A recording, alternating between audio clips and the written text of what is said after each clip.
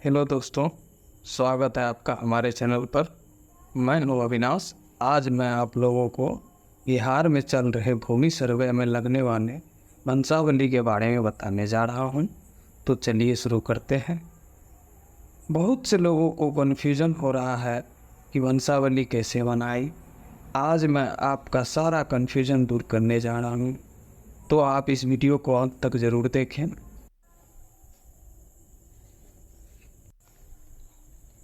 ये जो आप फॉर्मेट मेरे स्क्रीन पे देख रहे हैं, ये आपको वंशावली फॉर्म का फॉर्मेट है जो आपको भरना है। चलिए मैं आपको ब्रीफ में बता देता हूँ कि कैसे ये फॉर्म आपको भरना है। सबसे पहले आप जिसके नाम से वंशावली बनाना चाहते हैं उसका नाम यहाँ पे डालना है, आवेदक या आवेदिका का नाम। जैसा कि मैंने आप देख रहे होंगे कि मैं यहाँ पे भर रखा हूँ राव कुमार।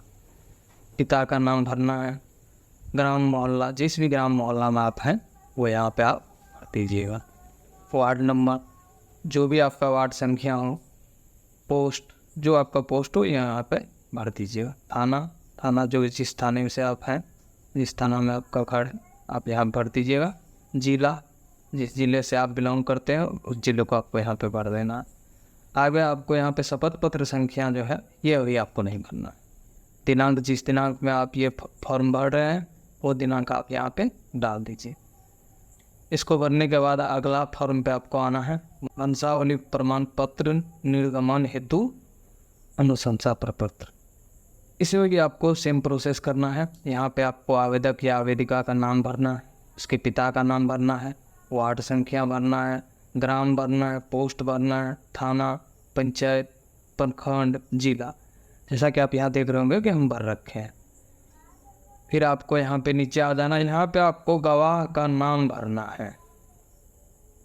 1 2 3 4 आप देख रहे होंगे कि 4 गवाह का नाम यहाँ पे जो कॉलम दे रखा है वो 4 कॉलम है, तो आपको 4 गवाह एटलीस्ट नाम आपको भरना पड़ेगा। यहाँ पे पिता, पति का नाम, गवाह के पिता या पति का नाम आपको यहाँ पे भरना पड़ेगा।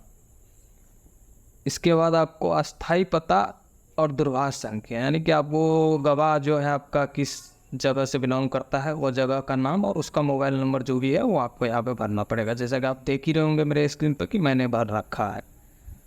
आधार संख्या भी आपको भरना पड़ेगा जिस गवाह का, जैसे कि राजू कुमार का मैंने भर रखा है, उसके पिता का नाम दिनेश कुमार और अस्थाई पता गोविंदपुर, और मोबाइल नंबर मैंने यहाँ पे डाल रखा है, आपको तो मेरे स्क्रीन पे दिख रहा होगा।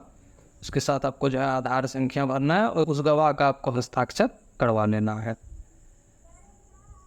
ध्यान देने वाली बात यहाँ पे ये है कि गवाह आवेदक के वंशज का कोई भी सदस्य नहीं होगा।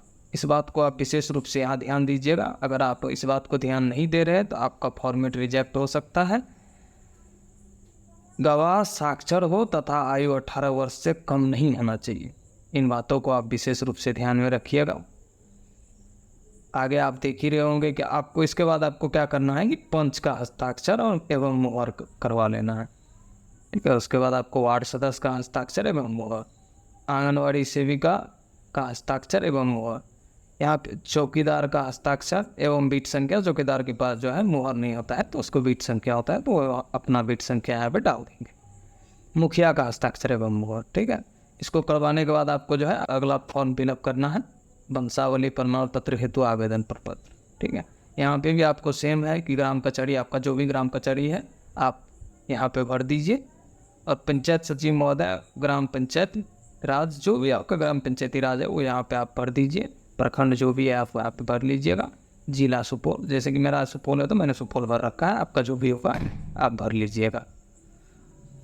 फिर उसके बाद आएंगे मैं शपथकर्ता जिसके नाम से वंशावली बन रहा है उसका जगह नाम आप यहाँ पे भर दीजिएगा।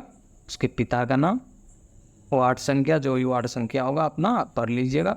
ग्राम पंचायत जो भी है यहाँ पे आप भर लीजिएगा। थाना, पंचायत, ये सब आप भर लीजिएगा। आपका जो भी है मैं अपना फॉर्मेट भी लगा दूंगा अपने डिस्क्रिप्शन में, लिंक डाल दूंगा, आप वहाँ से देख लीजिएगा कि क्या कैसे है, कैसे भरना है, कैसे नहीं भरना है। उसके बाद क्या करना है आपको कि मेरे परिवार के वंशावली निम्न प्रकार है। आपको यहाँ जो है ऐसे करके आपको एक वंशावली बनाना पड़ेगा।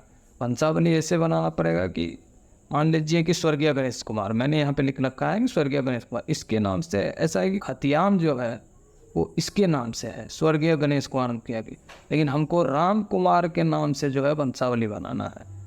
तो जिसके नाम से खतियान है उसके नाम से हमको शुरू करना पड़ेगा कि सबसे पहले उसी का नाम डालना पड़ेगा जिसके नाम से खतियान है। खतियान के बाद हमको ये देखना पड़ेगा कि उसके कितने पुत्र पुत्री हैं। अगर उसके 3 पुत्र हैं या 4 पुत्र हैं तो आप यहाँ पे 1 2 3 करके 3 4 पुत्र जो भी हैं आप यहाँ पे लिखेंगे। अगर उसकी पुत्री भी है तो आपको पुत्री भी डालना पड़ेगा। ध्यान दीजिए कि आप ऐसा नहीं कीजिएगा कि मतलब 3 पुत्र हैं और 1 पुत्री है तो आप पुत्री को छोड़ दे रहे हैं, ऐसा मत कीजिएगा। आपको पुत्री भी यहाँ डालना पड़ेगा, तो आप पुत्री का भी नाम डाल दीजिएगा। उसके नीचे आपका जो भी जीवित वंशज हो उसका, जो भी जीवित वंशज हो उसका, जैसे कि मतलब जहाँ तक आपको जिसका वंशावली बनवाना हो वहाँ तक जो भी उसका जीवित वंशज हो उसका आप नाम डाल दीजिएगा। उसके बाद आपको क्या करना है कि अगला वाला फॉर्म जो है शपथ पत्र, ये शपथ पत्र आपको जो है भर भी लीजिएगा आप, या आप नहीं भरिएगा तो आपको कोर्ट में जो है वकील साहब हैं वो भर देंगे।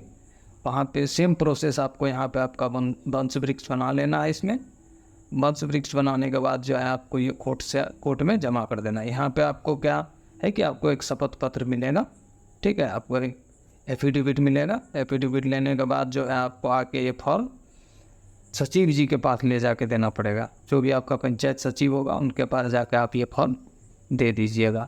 सचिव जी क्या करेंगे तो आपको ये फॉर्म जो है साइन करके यहाँ पे मैं दिखा दे रहा हूँ। आपके जो पंचायत सचिव होंगे वो यहाँ पे आपको ग्राम पंचायती राज यहाँ पे अपना साइन करके मोहर लगा के आपको ये जो है अनुशंसा कर देंगे सरपंच जी के लिए।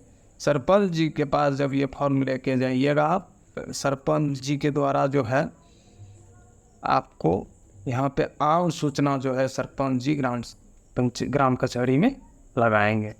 तो आम सूचना में साफ साफ लिखा हुआ है कि मतलब सूचना पट पर प्रदर्शित आवेदन पत्र और शपथ पत्र संलग्न दस्तावेज एवं परिणित वंशावली से संबंधित यदि आमजनों में किन्हीं को कोई आपत्ति है तो सूचना प्रकाशन की तिथि से 7 दिनों के अंदर कार्यालय अवधि में स्वलिखित आवेदन ग्राम कचहरी कार्यालय में प्रस्तुत करें, ताकि सार्वजनिक बैठक कर आपत्ति का निराकरण करते हुए समुचित निर्णय लिया जा सके। आम सूचना ये सरपंच साहब के द्वारा जो है ग्राम कचहरी में लगाए जाएंगे। इसमें है कि मतलब अगर आपके वंशज में कोई भी है जिसको कि आपके वंशावली से उसको आपत्ति है तो वो अपना आपत्ति जाहिर 7 दिन के अंदर कर सकते हैं। कार्यालय ग्राम कचहरी यही आपका वंशावली फॉर्म है। इसी फॉर्म को जो है आपको जो है 7 दिन के बाद सरपंच जी के द्वारा और पंचायत सचिव के साइन करके आपको जो है यही फॉर्म लास्ट में मिलेगा। ये एक फॉर्म है और इसको जो है सरपंच साहब खुद भर लेंगे, आपको इसको भरने की कोई ज़रूरत है नहीं। और ये भी आप नहीं भरिएगा तो सरपंच साहब भर लेंगे ये वंशावली फॉर्म, आपको कोई दिक्कत नहीं होगा। पंचायत सचिव साहब और सरपंच साहब के हस्ताक्षर एवं मुहर के बाद जो है आपको यही मेन वंशावली फॉर्म है जो आपको मिलेगा। ये वंशावली फॉर्मेट जो आप हमारे स्क्रीन पे देख रहे हैं, जो अभी मैंने आपको बताया कि इसको किस बेसिस पे कैसे बनवाना है, क्या क्या इसमें लगेगा, क्या करना है आपको, तो आपको मैं एक बात बता देता हूँ कि इस वंशावली को आपको नहीं बनवाना है। जी हाँ, आप सही सुन रहे हैं, इस वंशावली को बिल्कुल भी आपको नहीं बनवाना है। ना किसी ऑफिस जाने की आपको ज़रूरत है, ना कोई एफिडेविट आपको बनवाने की ज़रूरत है, आपको किसी भी चीज़ की ज़रूरत नहीं है। आपको ये वंशावली बनानी ही नहीं है। आप इस बात का विशेष ध्यान रखें, किसी भी दलाल के चक्कर में आप ना पड़े। आपको इस वंशावली की आवश्यकता नहीं है।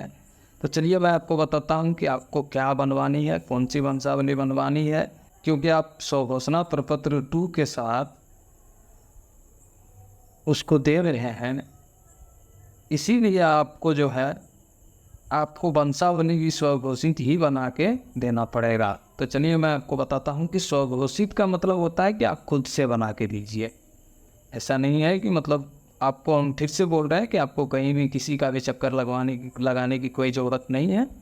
आप खुद से वंशावली बनाइए, जैसा कि आप मेरे स्क्रीन पे देख रहे हैं। इसका जो मैं लिंक है वो डिस्क्रिप्शन बॉक्स में डाल दिया हूँ, आप वहाँ से देख लीजिएगा। आइए मैं आपको दिखाता हूँ स्वघोषित वंशावली बनाने का तरीका क्या है। यहाँ पर आप वंशावली लिख दीजिएगा, जिला भर दीजिएगा आप, यहाँ पे अंचल जो भी है आपका वो भर दीजिएगा, राजस्व ग्राम, जैसा कि आप देख ही रहे होंगे कि हम भर रखे हैं। थाना संख्या ये आपको मालूम हो तो ठीक है, अगर नहीं मालूम है तो आप शिविर में जाके वहाँ पे पूछ सकते हैं, या आप वेबसाइट से निकाल सकते हैं कि आपका थाना संख्या क्या है। यहाँ पे आपको जो है वो जिसके नाम से खतियान है या केवाला है उसका नाम आपको डालना है। पुत्र पुत्री उनके जितने भी पुत्र है या पुत्री है उसका नाम आपको यहाँ पे डालना है। ऐसा आप नहीं कीजिएगा कि मान लीजिए कि आपका अगर 3 भाई है और 1 बहन है तो 3 भाई का नाम दे दिए और बहन का नाम नहीं दिए। ऐसा आपको नहीं करना है, आपको 3 भाई के साथ साथ बहन के भी नाम देना है। अगर आप ऐसा नहीं कर रहे हैं तो इसके जिम्मेदार आप खुद ही होंगे। अगर आपको कोई परेशानी आपके ज़मीन में आएगी या किसी भी तरह का कोई दिक्कत होगा तो उसका जिम्मेदार आप खुद होंगे। यहाँ पे देख रहे होंगे कैसे मैंने भर रखा, जैसे स्वर्गीय अमित कुमार के 1 बेटा और 1 बेटी है तो मैंने यहाँ पे डाल रखा है। जय कुमार का भी मैंने यहाँ पे डाल रखा है और अमन कुमार का भी मैंने। आपका अगर यहाँ से 1 से ज़्यादा भी आपका हो सकता है, आप इसी बेसिस पे आपको भरना है। ये फॉर्म मेरा डिस्क्रिप्शन बॉक्स में आपको मिल जाएगा, आप आराम से वहाँ से डाउनलोड कर लीजिएगा। यहाँ पे आपको क्या करना है कि वार्ड सदस्य या वार्ड पंच या मुखिया या सरपंच, इन चारों में से किन्हीं एक का आपको हस्ताक्षर यहाँ पे करवा लेना है। इनके हस्ताक्षर के बाद आपको जो है गवाह का भी हस्ताक्षर लेना है, चाहे आपके पास जितने भी गवाह हो, 1 2 3 4 5 6 7 जो भी हो, आप यहाँ पे गवाह का हस्ताक्षर करवा लीजिएगा। और इसको जो है आपको प्रपत्र 2 और प्रपत्र 3-1 के साथ संलग्न करके शिविर में आपको जमा करना है। आपको प्रपत्र 2 और प्रपत्र 3-1 कैसे भरना है इसका वीडियो मैंने ऑलरेडी अपने चैनल पे बना के डाल रखा है, आप वहाँ से देख सकते हैं, या आपको इस वीडियो के डिस्क्रिप्शन में लिंक आपको मिल जाएगा, आप वहाँ से भी इसको देख सकते हैं कि प्रपत्र 2 और प्रपत्र 3-1 कैसे भरना है आपको। तो दोस्तों मैं आपको फिर से एक बार बता देता हूँ कि ये जो वंशावली फॉर्म आप देख रहे हैं इसको आपको नहीं भरना है, इसका ज़रूरत आपको नहीं है। तो आप किसी के भी चक्कर में या किसी के बातों में ना आए। आपको मैं फिर से बता रहा हूँ कि इसको नहीं भरना है, आपको ये वाला फॉर्म भरना है, ये आपको बनाना है। एक सादा कागज़ पे आपको बनाना है अपना वंशावली, और इस पर आपको वार्ड सदस्य, वार्ड पंच, मुखिया, सरपंच या इन चारों में से किन्हीं एक का हस्ताक्षर आपको लेके साथ में प्रपत्र 2 और प्रपत्र 3-1 लगा के आपको शिविर में जाके जमा करना है। तो दोस्तों आपको अगर हमारी जानकारी अच्छा लगा हो तो आप मेरी वीडियो को लाइक, सब्सक्राइब एंड शेयर ज़रूर करें। धन्यवाद दोस्तों।